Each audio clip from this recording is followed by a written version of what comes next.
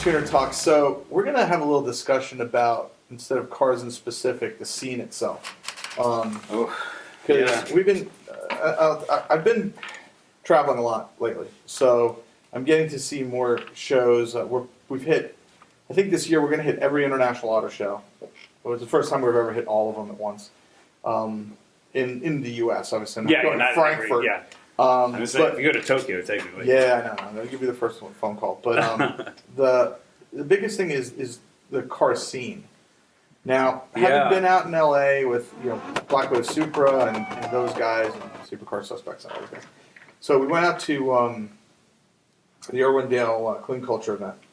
And they're basically trying to legalize the activities that go on in a takeover. So you got donut pits and guys swinging cars and stuff behind K-rails where it's relatively safe.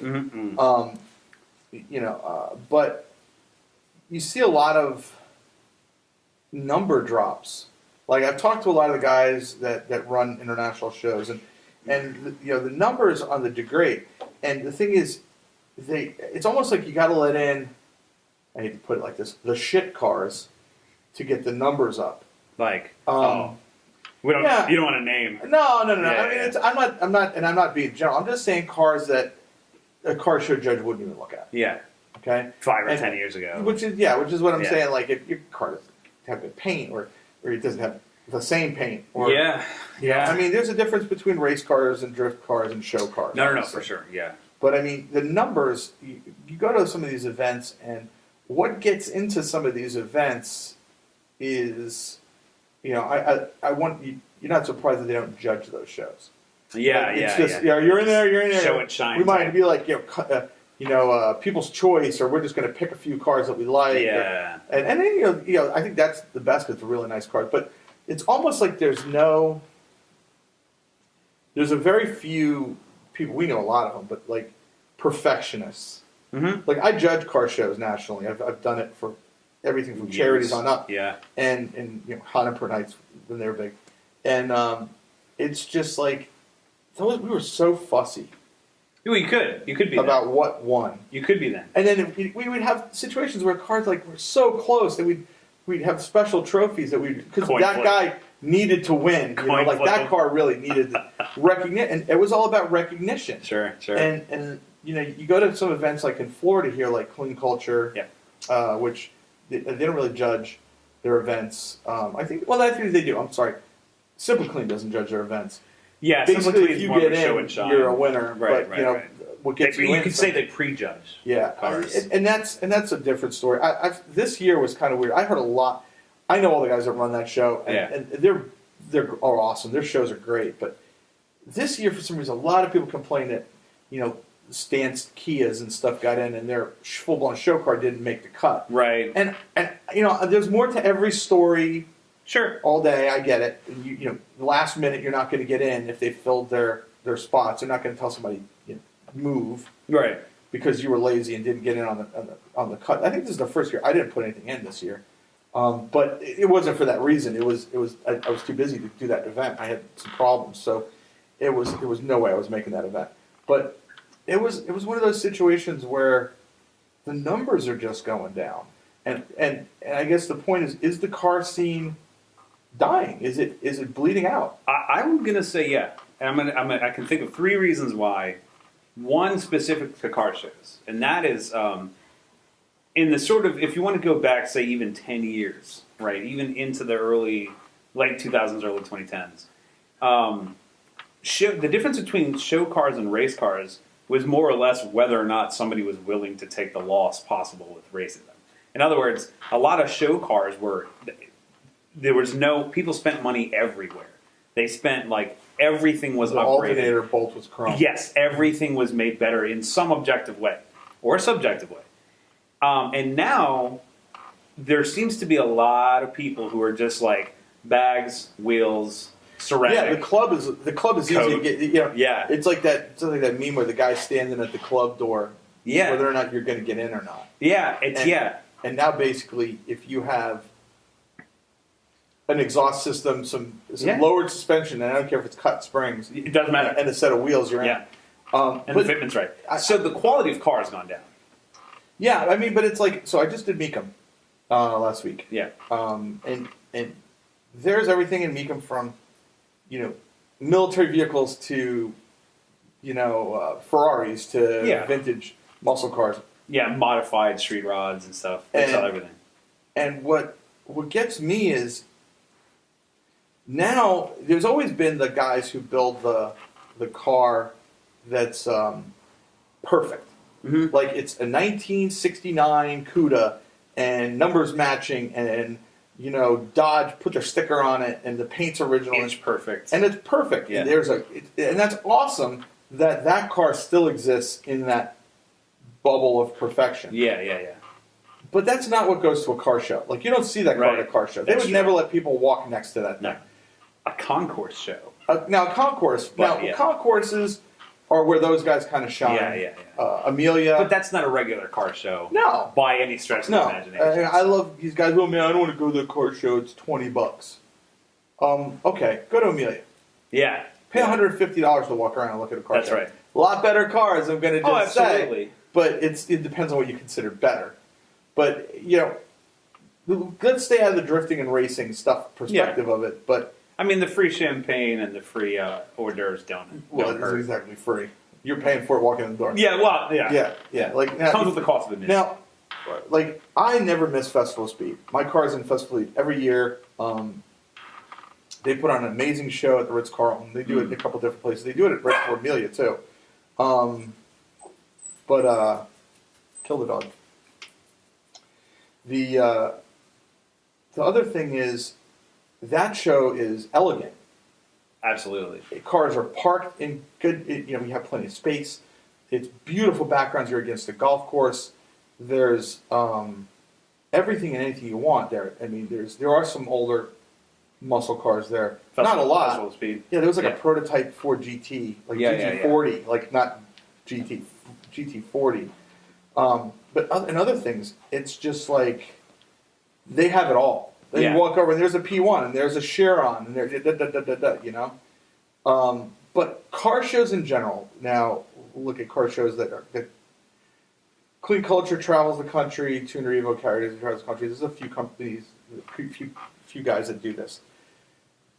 It's really just I don't know if the numbers are I don't know when we're doing an event coming up and we had done one recently in Tampa, but where you're kind of, not to use this word, but segregating the cars.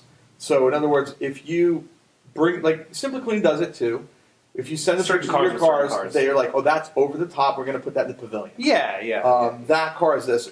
So what we did is we did this from Tampa where it was a bunch of really elite cars. You send in a picture of your car, you send in your name, your contact information, and you very quickly and very politely get prejudged. Mm-hmm. And if your car is amazing, you're going to get in the VIP area. If your car is middle of the road or down, it's not like you don't get in, but you're not in the VIP area. Right. And I just wanted to do it because I think a lot of guys work really hard. And they deserve some perfect. recognition. Yeah, I agree with that. We have a friend that carbon wrapped his R33, like the whole car. And what parts they didn't make, he had made for the car. Right. I mean, it's nuts. But see, that kind of points to what I was saying. So you have a friend who has a carbon.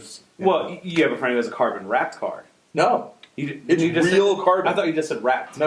Okay. Well, like obviously you can't make the roof and the quarter panels in carbon because the car wasn't built to be carbon.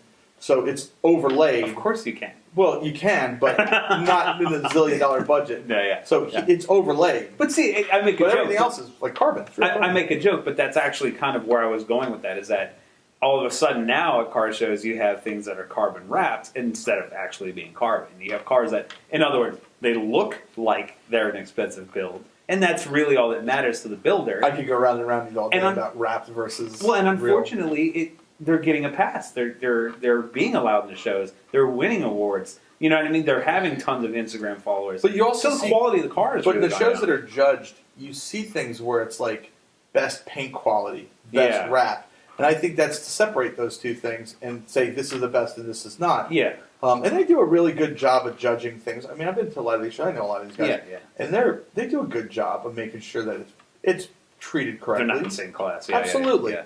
But I mean, the other scenario is,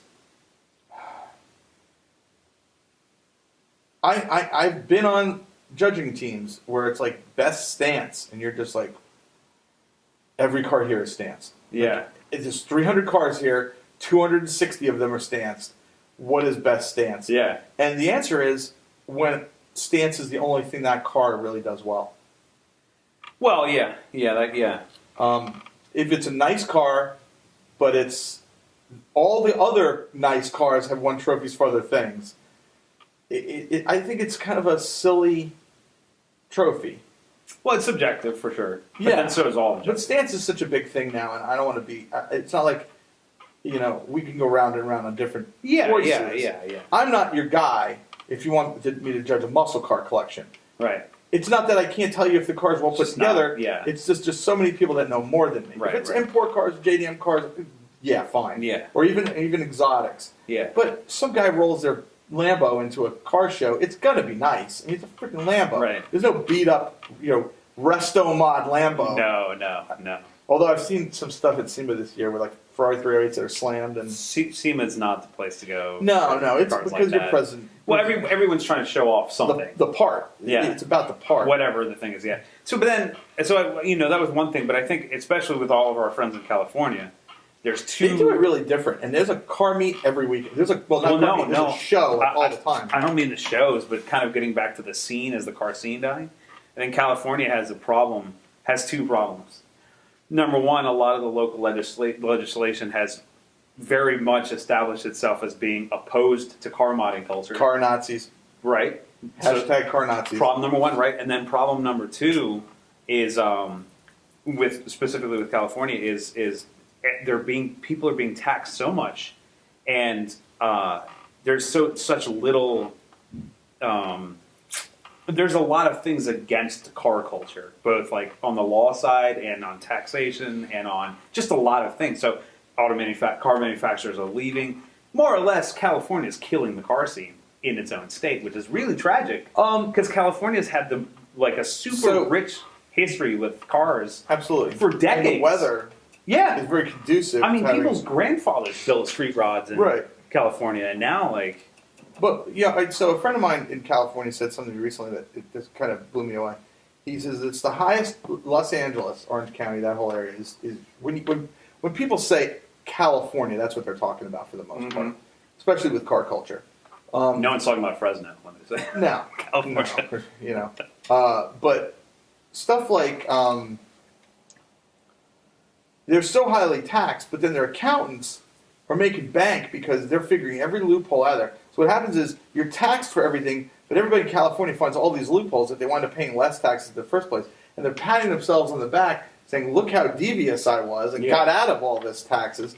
Because it's like the taxes are for the stupid people or the poor people who can't figure out the tax cheats. Yeah. And the same goes for, the crowd. I was out there driving a Versace Huracan recently, and we're whipping down the highway going to Clean Culture's event in Irwindale. And as I'm going down the road at 60, which is ripping it in the highway down there, I'm driving and I look over and I've got two Lamborghini Aventador SVJs, which how many of those were built? Okay, supposedly those two that were with me were the only two in California, which is what I was told at the event.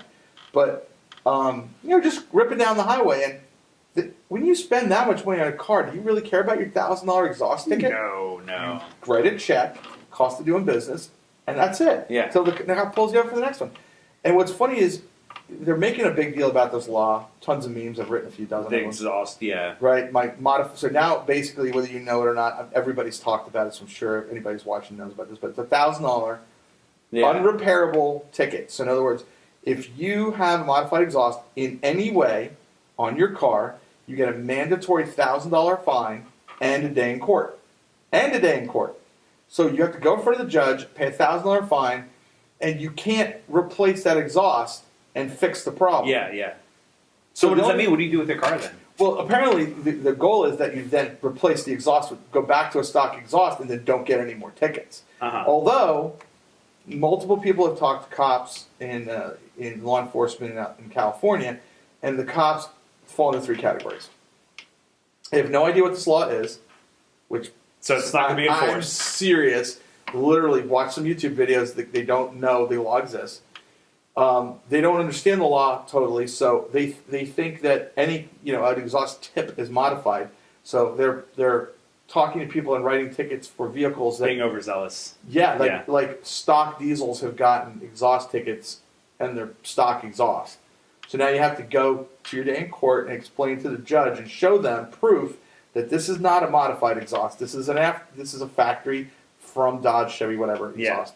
The other thing is, cops that are yeehaw, we get to pull these import people over for even more things now, and not for nothing, but the same people that we're talking about the scene dying.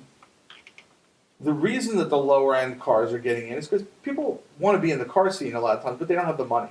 Mm-hmm. Mm-hmm. Nothing wrong with it. I mean, everybody starts somewhere. I know people that started out with an EK9, bone stock, got it from their dad, and now the car is gorgeous and liveried and just amazing. But they started somewhere, and back then it was a Honda Civic. It was nothing. Yeah. So you're killing these people with this $1,000 fine because they can't afford to just go. Because they can't afford it on their $5,000 car. Well, and this is sure. This goes back to what I'm saying. Like California is killing the car scene in California. Right, and what's happening? So I'm sure you're going to get people go, well, just replace your exhaust, keep your exhaust stock, and modify everything else. Well, what's next? Yeah, I mean, you can't. Well, no one's stopping them. They're just going to keep. I mean, there were. It's like when we get back in the JDM game when they were talking about show and display laws, and they're bringing these skylines over. Cars that would otherwise not be. You can't change the lug nuts. Like if you bring a car over and show and display, it has to be exactly the way it was built, factory. So can't get rid of the cap, can't change the hood, can't put different headlight bulbs in it. Technically, anything that changes that car from its original production design modifies it. It's a violation. And then it's not show and display. Oh my god! So you could literally buy a midnight purple, rare, show and display legal in the U.S. car. You can only drive it, I think it's 2,500 miles a year. Yeah. But if you change the lug nuts to black lug nuts, and they're not Nissan lug nuts that were available for that car at the time, you've now lost your show and display. And that's for California, or is that federal? It's federal. Oh my god. Now, whether or not anyone's going to enforce that, because there's a big difference between the laws and enforcement. Sure. That's a different story. But this is a situation where you're penalizing the poorest enthusiasts. And in my experience, I've had a lot of very good experiences with law enforcement, where they're level-headed. I watched a video with Black Widow Supra, and he was talking to a police officer about this. And the guy was like, I'm not a cop to give you exhaust tickets. Yeah. I'm here to look for drug dealers. I'm here to keep people from getting injured. I'm here to be a cop. That's true. Protect and serve. Nowhere in protect and serve does it say, pull you over and give you a $1,000 exhaust ticket. That's completely true until the chief has a meeting and goes, look, we're not making enough money. Well, that's the whole thing. Enough revenue. That's the whole thing. So how many, you get pulled over for a little speed indiscretion. I'm not talking about going to 150. I'm talking about 10 over or something. Where the police officer will either not give you a ticket at all, or he'll give you a warning, or it's up to the police officer. It's just like judges. When it becomes a mandatory sentence, I watched this case recently. This 12-year-old kid and this 15-year-old kid, crazy case, killed the 15-year-old stepfather. Like they both shot him, and because of the way there was a mandatory minimums situation, they got life sentences in the state. Now I'm sorry, but I don't know what everybody's thinking is, but at 12 years old, I don't think you need to be in prison for the rest of your life.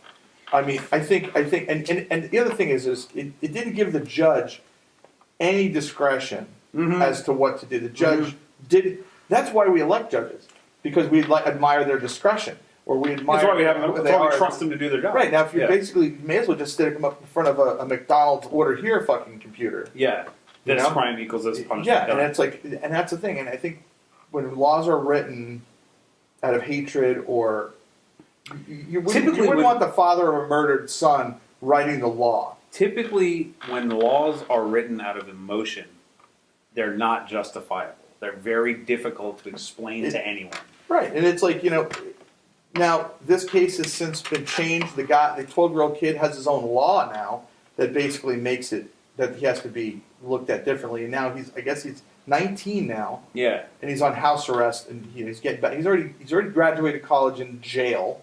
He's done all these things, and you watch this kid for 10 minutes, and you're like, this is not the kid that needs to be in prison for Well, this. I mean, you don't even have to use a case that extreme. How much has your point of view on anything in life changed since you were 12? Absolutely. You probably 110%. don't like anything you liked when you were 12. Still like Star Wars figures. Well, yeah, okay, but you know what I mean? You can probably count on one hand how much of you, what percentage of you is the same. Right.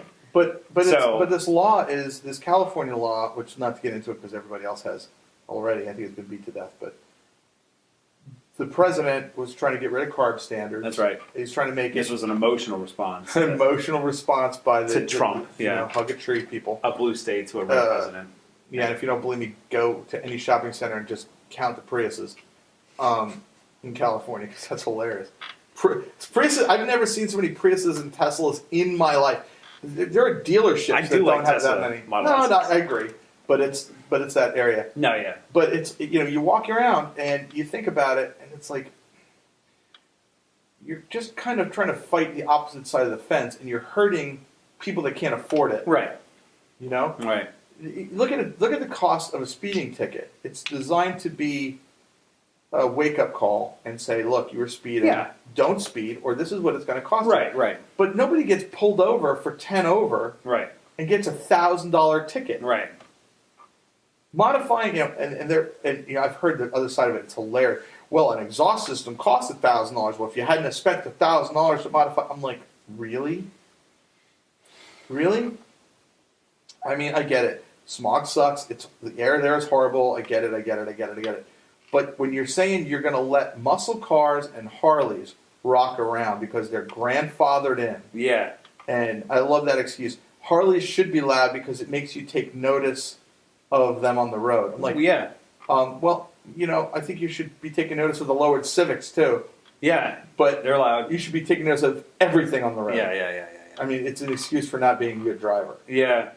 But I think it's going to fix itself. I think this legislation is going to be very short-lived. Yeah. I hope that's the way it should be. It should be fixed itself. And you might end up not to get too political, but you might end up in the same situation as New Jersey is with the new gun law. They passed a new gun law about high-capacity magazines relatively recently.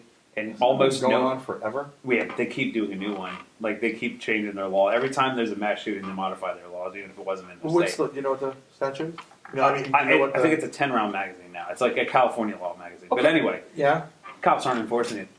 They're just not. Cops are the ones. They're just not. Yeah, they're not enforcing it. And so what they did is they said, okay, the state's response was, okay, well then in that case, if you have. They just said to the residents, if you have it, turn them in.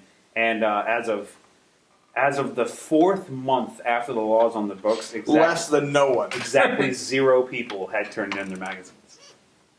And there's no way for them to prove who has them. So the cops aren't enthusiastic about enforcing it. No one's volunteering. I'm a gun guy too. I am too. Yeah. But my whole point is, if you can't get the job done with 10 rounds. I think, the argument here, though, is something like 75% of home invasions are 2 or more people. So you might have...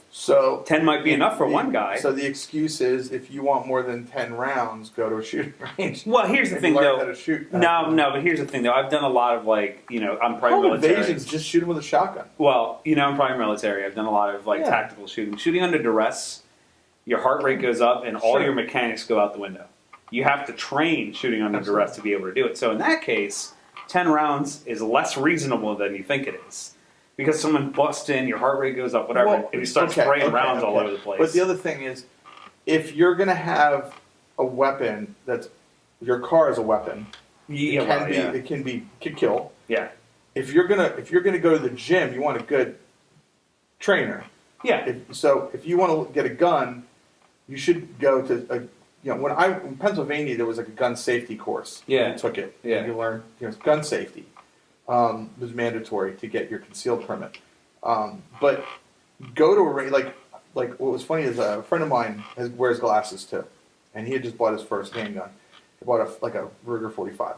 How we got a gun subject, I don't even know. But we went to the shooting range down the road here, and I said, "Hey, can you turn the lights off in the range?" And he's like, "Can you turn them down?" He's like, "Yeah, you can control the lights." And he's like, "Okay, I'm going to take your glasses off." Right. He's like, "What do you mean?" He goes, Worst "Well, case when you get up in the scenario. middle of the night and somebody's trying to kill you, are you going to put your glasses on? Hey, say, wait a second, let me put your glasses on. Right. Or are you going to learn how to shoot the best you That's a can good with point. limited options?" Yep. And he was like, "Wow, that really makes a lot of sense." Yeah. But that's the way I was taught. Well, yeah. And You want to train. You want to train like right? You want to as good. close to that worst case scenario. I mean, I don't think it should be any more or less difficult than getting a driver's license. Yeah. But I guess so. You asked the question, how we get on guns. I think the point is that I was making there, that the comparison was that just because it's on the books, and you were kind of also making this point, just because it's on the books doesn't mean it's going to get enforced. I hope it's not. I think it's killing the scene. in my experience, a lot of, not all, but a lot of cops are car people. Yes. They like a sports car. I've gotten out of many a ticket for that reason. They like fun cars or cool cars. They go to car shows with their kids. I've had law enforcement come over here tons of times. I've had cops and just starts talking to me about my car first. Like they pull up and they go, "Oh, that's a nice car, by the way." I got pulled over in my R32, and I literally looked at the police officer because I was like, "Why did you pull me over?" "Oh, well, your license plate didn't come up to anything." "Well, it's a dealer tag." But it would come up as a dealer tag, and I'm thinking, and I literally turned to him, and it was a younger black officer, and I said, "Can I ask you something, officer?" He's like, "Sure." He said, "Did you just want to check out the car?" He's like, "Well, kinda." I said, "Come on, let me pop the hood for you." And before I knew it, I had like 3 cruisers behind me. Checking it out. Like everybody, and my neighbors are going by and they're texting me like, "You okay?" Yeah. And I'm like, yeah. But it's like, that's the way it is. I've been in gas stations and police cruisers have been coming around and come over and just, they want to see the car. Yeah. But we deal with some weird cars too, so it's like, but I think it's getting back to the end of it is the scene is, if you're driving, we've all been to car meets where people acting the fool. You know, they're doing burnouts, they're misrepresenting the scene. Right. Yeah. And I've watched other car people go, "Effing moron." Oh, one of those. And and we're like, whatever. And we'd love to see the cop, pull somebody over and say,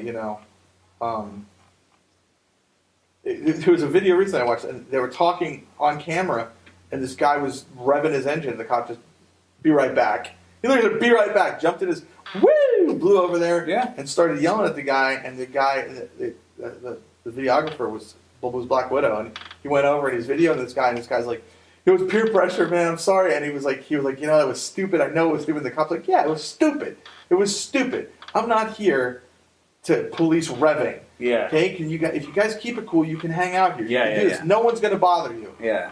And like guys like us, we met through cars. Yeah. How many people meet? A lot of people meet through bonding experiences, whether it's church or cars or yachting or whatever. I mean, some kind of shared experience passion or shared love. And it's funny because you get a lot of these guys that cops appreciate that because that whole military brotherhood, police brotherhood, they have to worry about each other. And I'll bet you if you asked a law enforcement officer, if you went and said to them, "Do you feel it's an adequate use of your time in law enforcement to give someone $1,000 exhaust ticket for a loud exhaust?" And I'll bet you they'll be like, if they pulled over for whatever infraction they caused and they were treated me with respect, I'm not going to give them that ticket. But it's so stupid because now it's mandatory. Yeah, I know. Like when at some point are the cops going to get in trouble for not giving these tickets? Yes. That's what's going to. Well, maybe not those tickets in specific, but I think that. But we've seen a lot of that stuff come and go. Cars too low. What was it? What was that Volkswagen event? H2O, yeah. People were getting pulled over like in rows. Oh yeah. Your car's too low. We're giving you a ticket. Even if you were even if you had out of state plates. So a lot of people were like, "Well, I'm just not going to pay this." Whatever, but they were issuing them to cars. They do this weird thing in California, which everyone talks about out there, called state ref. And what it is it means that you have to basically fix this problem. And you get a state ref on your license, but there's a gray area about whether they can state ref you if you don't have a California license. Well, and so the kind of the unspoken thing, because that show happened in Arizona, like everybody else does. Well, that show happened in Ocean City years before it became a real issue with the cops. Probably, I'd say a good 2 or 3 years it wasn't an issue, and then it was. And so that brought light to it, right? Well, the unspoken rule with the cops were if you had an out-of-state plate, they'd just give you a pass. Now they're not giving anyone a pass. Everyone's getting a ticket. You violate Maryland law, you're getting a ticket. We've seen like I've seen situations like we've all done out-of-state shows. Yeah. So, like, you see the cops lined up on the Georgia border waiting for you to do anything stupid. Yeah, yeah. And they are... They're doing it in Ocean City. And in respect for law enforcement, I'm sure they're not all like this, but you boys coming to Georgia, it's like that kind of thing. Mm-hmm. And they're like, so it defeats the business that you're bringing. Sure. And it happened in Daytona when you back in the day with Tuner, what was it? It was a tuner event. It was the big thing that they used to do in Daytona. All that, it was like not Tuner Fest. I can't think of it. But in Helen, Georgia, they used to do a show called the Southern Worthersea or something like that. It was also a Volkswagen themed show, but Helen, Georgia is a heavily German influenced town. It's in the mountains. It has old German, like Bavarian architecture. Yeah, it's a really cool little town. Where the Nazis escaped. I mean, maybe, but so the town, the mayor was very tolerant of like revving and burnouts and all kinds of stuff like that during the week of the show because it brought in so much revenue that he was just like, I mean, all the local businessmen were like, yeah, have the show. I don't care if they're doing burnouts, bring them because they were just flooding the city with money while the show was there, and they really just kept letting it go until basically people were just ripping burnouts all over the city and just kind of got out of hand. It was called, so I remember, it was called Tuner Bash. Oh, yeah. And you couldn't move on Ocean Boulevard in Daytona. It was a rolling car show. People would literally get folding chairs and sit on the sidewalk and just watch these cars go by at like 2 inches a minute. Yeah. And it was crazy. And all of a sudden, the Daytona law enforcement, I don't know what happened, city council or something, went bonkers one year and went nuts writing tickets. Loud aftermarket exhaust, loud exhaust, lower, too low, too tall, whatever. Right, Yeah. So I think and it killed it. But what's funny is they still do Biker Week and Biketoberfest and all this stuff. And motorcycles get stolen left and right. They're all loud and obnoxious. And they're all loud and obnoxious, and all motorcycles, and there's tons of motorcycle accidents. Yeah. I don't remember one car accident in any of the two, because everybody's going too slow. It's true. You might bump somebody, but at half a mile an hour, what damage are you doing? Yeah, no, it's true. It's true. So, it's kind of... But they killed all that business. Did the businesses feel that bite? I'm sure they did. But I think to get back to the original topic, so I think the third reason that the car scene is dying, in my opinion, is because cars are less fun. Every new generation of car that comes out, it loses some percentage of its... Like the funner cars are losing some of their fun factor to the previous car. And it might be safety regulations, and it might be fuel economy. I think they're just diminishing... The enthusiasts are diminishing because the cars are being diminished. Yeah, because the majority of car enthusiasts pick a car that was already kind of fun, and they made it more fun. With the exception of the Civic guys who picked cars that were just commuter cars and just made them fun. But the majority of the cars, just to finish this thought, were kind of fun to begin with, and they lent themselves to people modifying them. But now, with pollution regs being what they are, with safety regs being what they are, cars are heavier, they're slower, there are fewer and fewer fun cars. Yeah, I mean, you can on average. So you're saying it's like as time goes by, taking speed out of the equation because that's where you get in trouble. Right? Yeah. Another thing is very few people know how to properly prepare a car to go fast.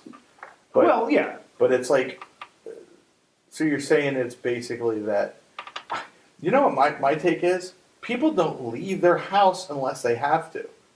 It's really weird because you've got a whole... Oh, no, it's just driving. You've got a whole generation that is staring at Snapchat, staring at social media. We're doing it right now, but I get it. But it's like they're doing this they're watching us talk about cars instead of driving. instead of getting in whatever car they have. Yeah, that's the thing too. I mean, I wonder. You know what another thing is? I don't think people just go for a ride. Oh no, it's much rare now. We do this thing every once in a while with a very, very select group of our friends called the Bad Boy Cruise.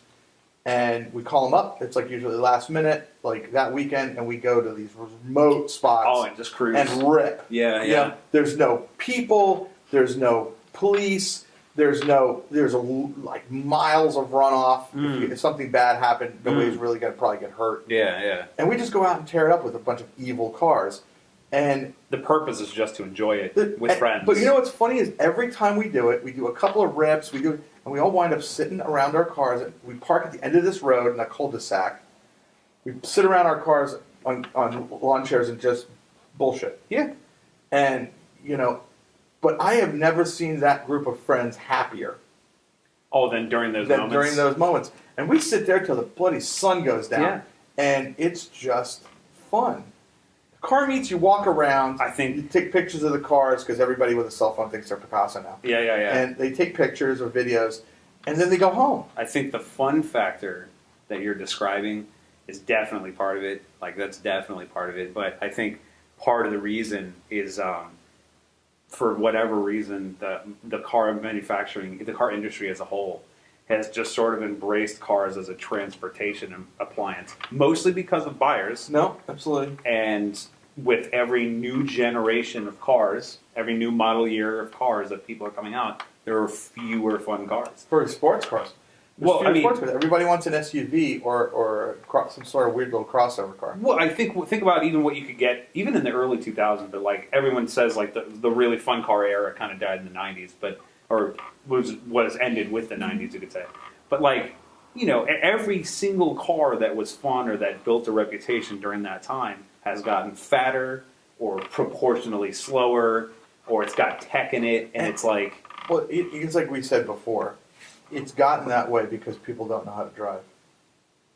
Yeah, the safety box concept of we're now going to modify this car to the point where a moron with two eyeballs a monkey and could hands and feet can drive this thing. Yeah. I watched this video recently where this kid, if he was 10, he was old, jumped in this like 3 Series BMW and was drifting the car. And I was like, how does this kid even see over the steering wheel? But lots of Forza probably. Yeah.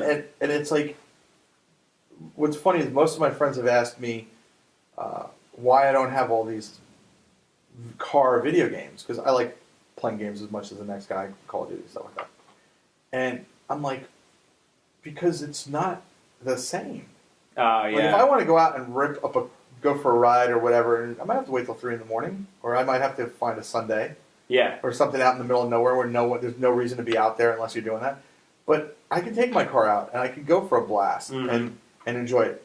A video game is, you got to get out and get some sun, some air, and breathe, Yeah. But a lot of it is, I get it, not everybody has the car to do that in. Yeah. And that's fine. It makes sense for them. But it's, so many people never leave the house.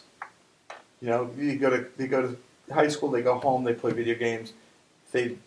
Work, we were saying that we had a conversation with 5 or 6 YouTubers when I was in California about how YouTube is television now.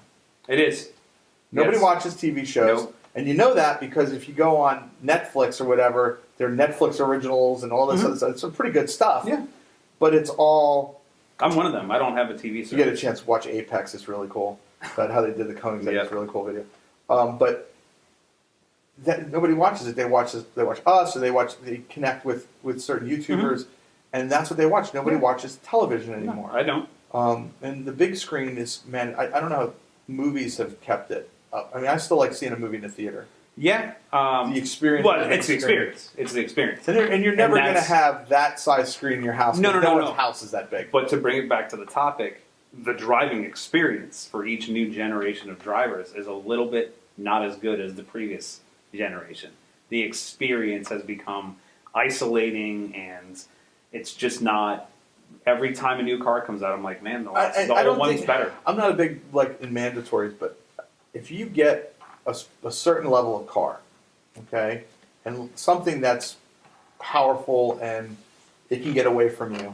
Now, granted, depending on your driving skill, anything can get away from you. But Subjective. if you, let's say, go and get a new Corvette, I'm not saying the government should say you have to do it, but you should go to driving school. A professional driving school is going to do nothing but make you a better driver. And I'm not saying driving school like I'm going to get my driver's license. I'm saying go to like Bondurant or somebody real performance driving for the amount of money that you're going to spend to go to a professional driving school. It's like a weekend vacation, and you're going to be better at the thing you're trying to love. We'll be better in all situations. Yeah, not just look when you're trying look to how push hard it is to get a driver's license in Germany. It's very difficult. It's very difficult. You got to be sponsored. It costs a lot of money. Yes, but every person around. Every American can just go get a driver's license relatively easy. And they're not really trained drivers. You just got to show the minimums. Yeah. You know? Which apparently, at least in Florida, everyone forgets as soon as they get Yeah, I mean, it's like you can do basic stuff and get into a college. Yeah. But if you're going to get into Harvard, you can't do or Yale, or Princeton, or you can't strive Ivy League school. Yeah. You're going to have to do a little bit better, and that's what a driving school would do for you in a better car. Yeah, that's true. I mean, Lamborghini drivers and Ferrari drivers are what I find hilariously funny. Is they got some of the most amazing pieces of machinery on, and they never drive fast. They never, because it's status. It's about look at me, you know. Very few Ferrari drivers are buying them because of how well they can do what they do. Almost everyone's buying them because of it's like status. When I drove this Lamborghini, and I mean, don't get me wrong, 650 horsepower, all-wheel drive. I don't fit in it very well. It was literally disappointing for me to drive a Lamborghini that didn't have the goofy doors. Yeah, because that's the one car you want to get in that has goofy doors. Yeah, you don't want to get one that's supposed. You don't want to get in a Civic with goofy doors because it's silly. That's why it's dumb. But it's incredibly fast, and but you start looking at it, it's all these little Audi elements and like the map lights and all this stuff. Air vents, things like that. What I found hilarious, and I'm sure the school thought of this is different, but like my Lexus has, like when you get near it, the door locks. It doesn't even do that in that car. You have to unlock it. It's got like 5-year-old tech, and it's like it was just so for the money, so not much appointment to it. Like it but in a way that makes it better to me. Yeah, but for that much money. I know. I mean, how much is Supercars are never good value for dollars, so that's never an argument you can have. And the best part of that car was the fact that I didn't own it. Yeah. I didn't have to. I didn't have to go. Oh, I just drove it around. And you know, what's funny is while I had it, the last day I had it, it said the light came on. It said it was time for an oil change, and I was like, "It's $1,200. I don't have to spend." Yeah. You know, but it's but you get into some of these cars, and I give Porsche really good credit, BMW as well. They offer these driving schools right through the dealership. Yeah, that's true. So they're putting that flyer right in your hand when you buy that 911 or you buy that M3 or whatever. Yeah. Lexus has one, but it's not as well promoted. Lexus has had an interesting. The Lexus doesn't have a lot of sports cars, but they've been they do it a lot with the RCFs. They do it a lot because the RCF, believe it or not, it's weird. The RCF is a weird car because it came out and didn't really do well. Then they released the LC, and the LC was a different market, quite a bit more money. Luxury coupe, yeah. 30 grand, 20 grand more. But heavier. But yeah. And then now the RCF is like got this weird cult following. So it was funny because when they posted this law about California exhaust, all the RCF guys just were like, I just bought this Tanabe, I just bought this exhaust, I just bought that exhaust. I'm like, still got your old ones? Yeah. And I was putting posts on there like, meanwhile in Florida, Wagga, it's like, because I do love that about this state. Yeah, Florida gives no fucks. There's a lot of states like it, to be honest. Yeah. In the South, but not with this weather. We do what the heck we want. Yeah. I mean, Florida, Georgia, for the most part, you're okay. Just don't speed. Which that makes sense. But Georgia, like Louisiana, Texas, Texas. I love those guys. Yeah. We're going to raise the speed limit 10 miles an hour, and traffic accidents actually went down. Oh yeah, by a nice margin. And whether it's because people are paying more attention because you're going faster or whatever, probably the reason. But you look at a lot of it. Well, that's true. They say that. And Nevada's the same way. I mean, you can get away with a lot in Nevada as long as because there's Nevada and there's Vegas. Yeah. And no one says anything to anyone in Vegas because they want you to come there and have a good time. Yeah. We've driven Lambos, Ferraris, McLarens, all kinds of crazy cars up and down the Vegas Strip, and the cops pull up next to you and they're like, I can't nice car. I can't tell you how many times I've seen people drag race down the strip in Vegas yeah, at night. yeah. And the road's not closed. We have a friend of ours who owns an exotic car rental company down there, and he has a wall of nothing but accidents that have happened with these exotic cars he's rented over there, like Vipers into a tree. But it's all like really like slow speed. The car took the brunt of it. Yeah. An accident. Yeah. Here's a caved in door on my 355. Yeah, but it's like at the end of the day, it's a rental car. Yeah. And buy the insurance. Right. And what's funny is you go out to Las Vegas Speedway and take that car around the track. And, And there's so many roads out there like Red Rock and stuff. You just rip. And there's nothing out there. But yeah, I mean, the scene, you look at the scene in, the scene's bigger in certain places. I mean, I think overall, climate takes a big deal about it. I think overall, kind of where I was going with California is that since the car modding scene was the biggest in that state, more than any other state for the longest period of time, and the state is killing the scene in California, it's accidentally become a good weather vane for the rest of the nation. Not every state, because obviously, like we were saying, Florida still doesn't care what you do. New Hampshire doesn't care what you do, and a low number of states don't. But it's become sort of this weird weather vane for the scene in general. So while the reasons in California are a lot, usually kind of, at least a couple of them are specific to California, the same thing is happening nationwide. It's really sad. Yeah, but But in California, you get overtaxed. Yeah. You get over legislated. Yeah. And all these laws, it's almost like, is it just for the doctors and the lawyers? And like we were saying earlier, so many people are leaving California. Yeah. Like Toyota corporate moved to Texas. Right. That should have been a little wake up call for California.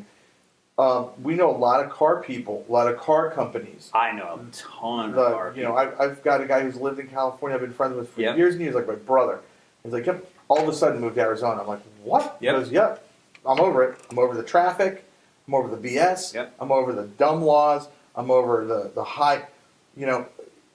We were comparing prices with one of my friends. And he has this house that was built in the late 70s. Oh, cost of living? 3 bedrooms. Oh, yeah. He's in 30 minutes outside of Los Angeles, so he's not even in the city. Still in the county, though? Yeah, okay. Yeah, but and it's $2,600 a month in rent alone for this. It's not a tenement, but it's a shitbox. Yeah, okay? Yeah. You could get a house here that's 5 years old in Orlando. Yeah. That's gorgeous, that has a swimming pool. Yeah. For less than $1,500 a month.